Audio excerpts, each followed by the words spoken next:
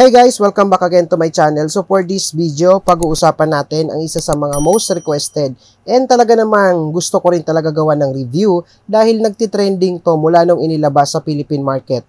Walang iba kundi ang gawa ng Tecno, ang Phantom B Flip 5G. Hindi na ako magtataka guys kung bakit talaga namang pinag-uusapan and nagtitrending tong smartphone na to nung inirelease sa market ni Tecno. Imagine ba naman, 29,990 pesos lang ang presyo nito and may mga discount ka pa kapag bumili ka sa mga physical store and may mga freebies pa silang kasama. At ang malupit doon, naka 8GB RAM and 256GB internal na kaagad, di ba? Isang variant lang pero solve ka na sa presyo nitong smartphone na to. Which is, ang layo niya guys sa mga kalaban niya sa market today ng mga flip smartphone, which is andyan sila Samsung, andyan sila Oppo. So hindi pa umaabot sa kalahati yung presyo nitong smartphone na to ng Tecno. Kaya naman sa video na to, alamin natin ano nga ba ang mga features and at the same time ano yung mga pwede nating ma-enjoy sa ganitong presyo ng isang flip smartphone. Let's go!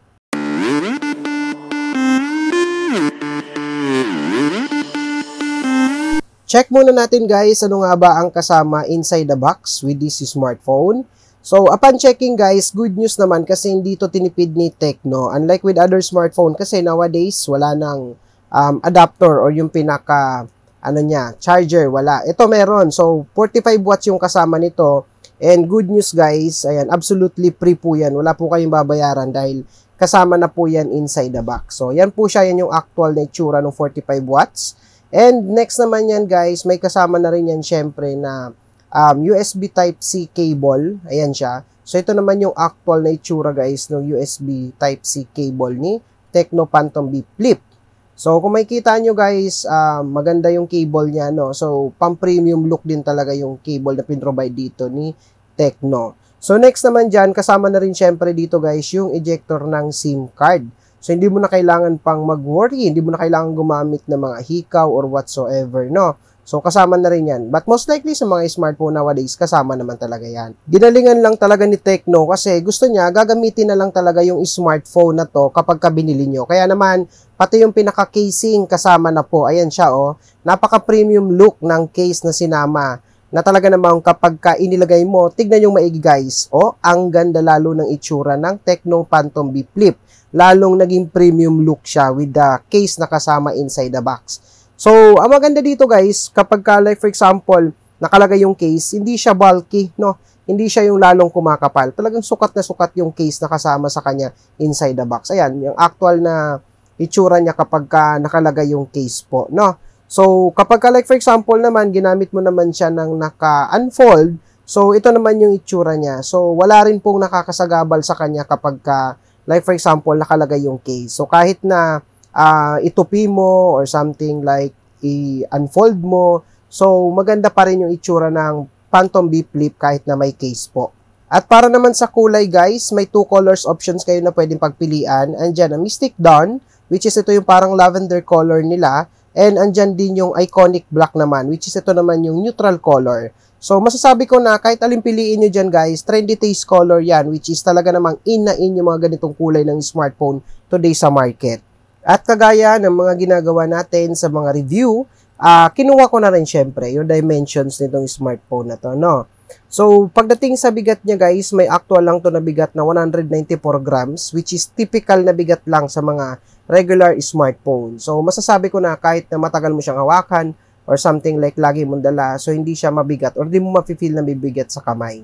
At pagdating naman sa thickness, kapag nakatupi, meron lang tong 14.95mm, which is maganda to para kung gusto mo talaga convenient or easy to put in the pocket, di ba? So, okay na yung 14.95 sa kapal. And kapag naka-unfold naman siya guys, ito naman yung niya, actual niya na thickness, 6.95mm naman, no?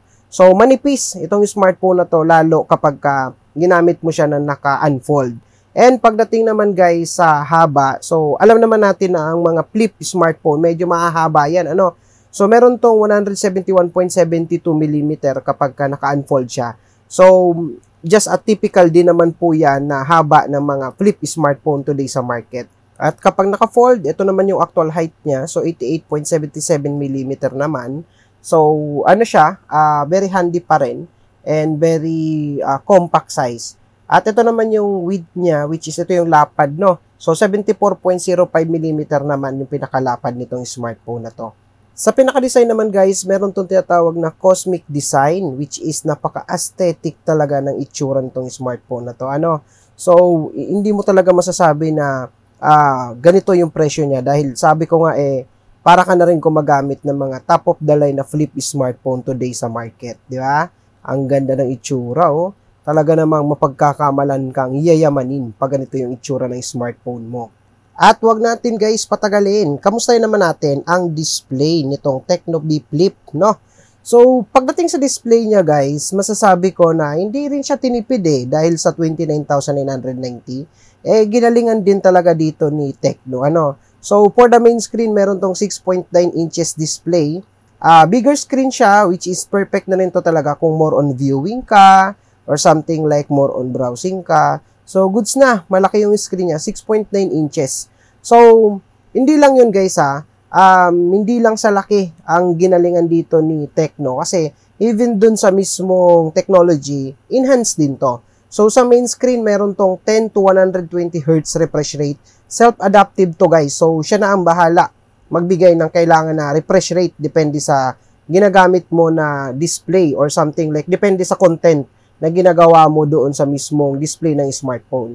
So, hindi lang yon, sabi ko nga hindi to tinipid kasi even sa materials na ginamit, naka-AMOLED po ito. So, AMOLED display na pang foldable screen din po ang ginamit dito ni Tecno. Sa resolution, meron tong Full HD Plus and 413 pixel per inch, kaya naman talagang detailed yung mga content na makikita natin sa smartphone na to. Meron na rin ito guys, 1000 nits peak brightness, kaya naman perfect na rin siya gamitin if ever na more on outdoor kayo.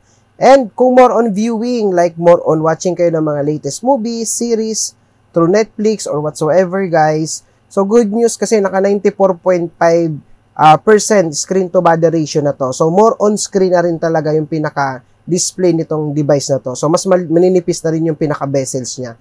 And pagdating dun sa glass na ginamit sa kanya, good news kasi naka ultra thin glass technology na rin to, which is, ito talaga yung mga technology na ginagamit sa mga foldable devices today. Kaya naman, tignan yung maigi guys yung pinaka-actual ng screen niya. So, wala po kayong makikita dyan na nakaka-distract while watching ng mga movies, while browsing, or while playing sa smartphone na to. Walang nakaka-distract kahit na foldable siya. So, masasabi ko na sa first generation ng Tecno Phantom B Flip, medyo na-perfect na rin talaga ni Tecno dito, no? Siguro na-inspired din talaga siya sa mga naunang flip smartphone ng iba't ibang brand today sa market. At para naman guys, sa pinaka-cover screen niya, so pwede mo na rin ma-enjoy dito yung mga notifications dahil meron na tong 1.32 inches display. And good news again, hindi rin siya tinipid ni Tecno dahil meron tong AMOLED display. At hindi lang yun pagdating sa resolution, meron tong 466 by 466. So, inspired naman yung pinaka-resolution nito sa mga smartwatches today sa market. Tapos, meron na rin to for smooth scrolling, 60Hz refresh rate siya with 352 pixel per inch. Kaya naman, talagang very detailed din yung makikita yung information sa pinaka-cover screen. At para naman sa durability, under the cover screen, naka-Corning Gorilla Glass Victus na rin po ito. So, nothing to worry. Hindi siya basta-basta na kakaroon ng scratch if ever na ilalagay natin sa bulsa, katabi yung mga susi, or something like yung mga barya. At kagaya sa mga naunang flip smartphone ng ibang brand sa market, pwede mo na rin i-customize yung pinaka-cover screen nito. So, ayan. So, may mga default na siya na mga pang-customize. Like ito, may mga cute pet na pwede kayong pagpilian na template. Ayan siya. So, yun yung mga pwede nyong ilagay dyan. Siyempre, para maganda nga naman tignan yung pinaka-cover screen. At hindi lang yun guys, hindi lang yan ganyan yung nagagawa niya.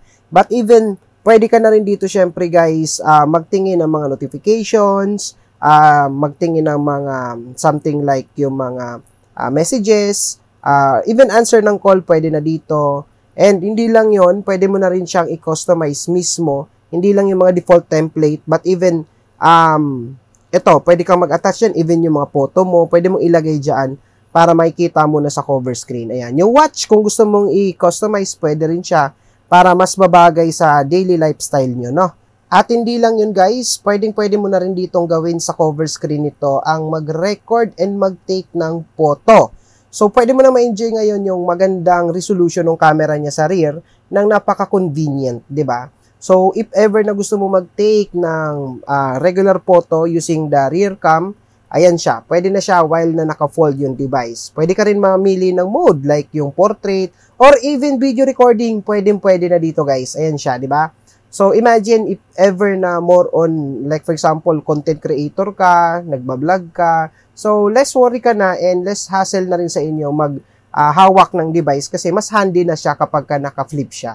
'Di ba? So, ayan yung advantage guys ng ganitong smartphone. At nabanggit ko na lang din naman yung camera. So, i-check na rin natin. Kamusta nga ba ang camera ng isang Tecno Phantom B Flip na smartphone? So, unahin na natin guys yung sa likod. Meron tong dual camera. So, for the main, they have 64 megapixel. So, for the second camera naman, meron naman siyang 13 megapixel. That's responsible naman for the ultra-wide. So, umaabot naman yung wider shot nito ng up to 120 degrees. As a result guys, ito yung actual shot niya sa rear. So, ito yung pinaka-regular camera niya. Walang kahit na nung effect yan. Ayan yung pinaka-actual na sakop ng camera. So, malawak. Regular camera pa lang yan. Ito naman yung kapag ka naka 2x zoom siya. So, masasabi ko na maganda yung kuha niya even naka-zoom. Tignan nyo naman, di ba? Quality yung shot niya. At ito naman yung kuha kapag naka-portrait mode. Ito yung nagbe-blurred yung background, no? So, kung masasabi ko lang guys sa mga smartphone na hawakan ko, kaya niya makipagsabayan sa camera.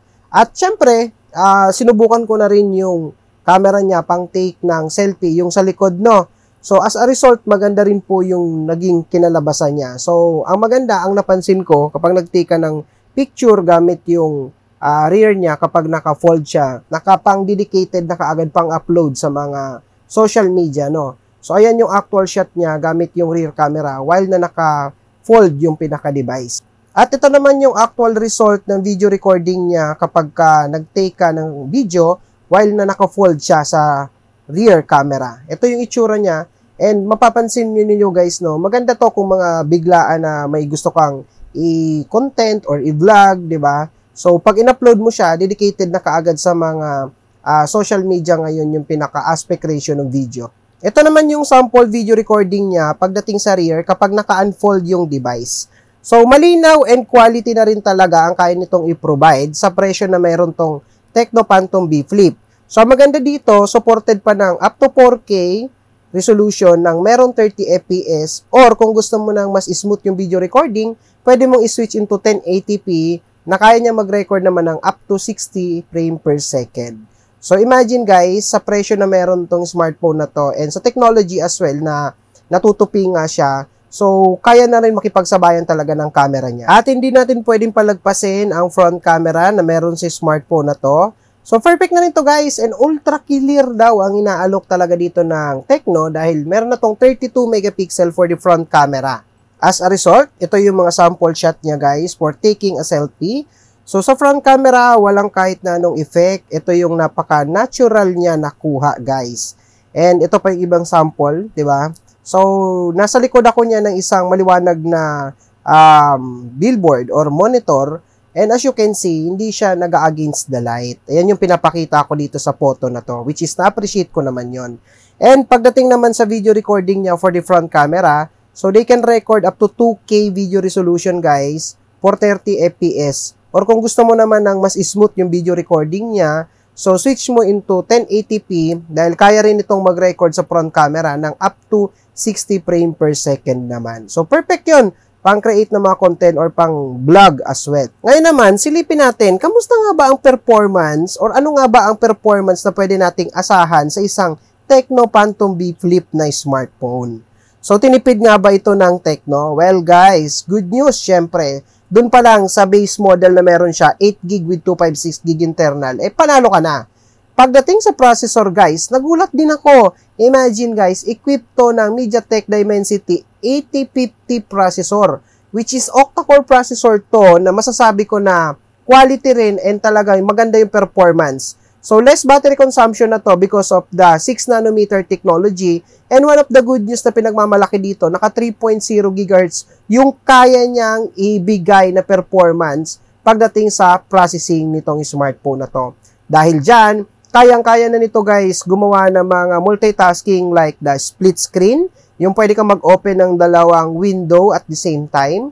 Like yan, nakikita nyo sa screen ngayon, yung gallery and the message. And meron din sila yung lighting multi-window. Ito yung like for example, naglalaro ka, tapos i-open mo ng maliliit na window yung mga applications. So nagra-run yung application simultaneously. Well, example, nag-games ka, nanonood ka, and something like nag-chat ka. So 'di ba, napaka convenient and more on productivity din pala talaga ang pwede natin magawa sa ganitong smartphone. At pagdating naman sa battery, nothing to worry guys kasi mabilis tong mag-charge itong smartphone na to kasi equipped na rin to syempre ng 45 watts flash charging technology. So yung 4,000 mAh battery capacity nito guys, hindi mo kailangan mag-antay na matagal kasi in just 15 minutes, 50% of charge na kaagad. And in just 45 minutes, fully charged na po kaagad ang Tecno Phantom B Flip. Additional good news din syempre, naka-iOS Flip operating system na rin siya, wherein dedicated talaga yung interface na meron dito sa smartphone na to dun sa features na pwede mo siyang i-fold in and fold, di ba? So yung interface niya nag-a-adjust na rin based dun sa dapat na nagagawa ng isang flip smartphone. And lastly, meron siyang Sahok Security Solution 4.0 technology para naman secured yung mga files na naka-store dito sa smartphone na to ng Tecno. And that's it guys. Thank you so much for watching my review of the Tecno Phantom B Flip 5G smartphone. I hope nag-enjoy kayo and nakatulong ako sa inyo guys na makapag-decide to buy this smartphone of Tecno. If you have any question, suggestion, just comment down below guys. Feel free to add your comment down below, alright? And that's it again. Thank you so much. Don't forget to like, follow, and subscribe my YouTube channel.